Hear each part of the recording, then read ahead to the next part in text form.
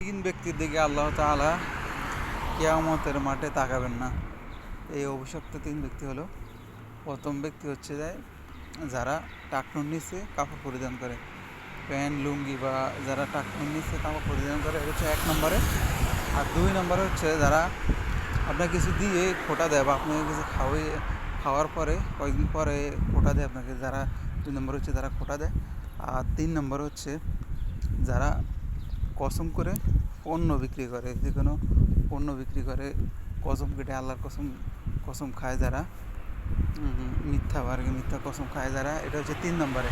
এই তিন ব্যক্তির দিকে আল্লাহ তাআলা কিয়ামতের মাঠে বলেও তাকাবেন না। জাযাকাল্লাহ খায়ের।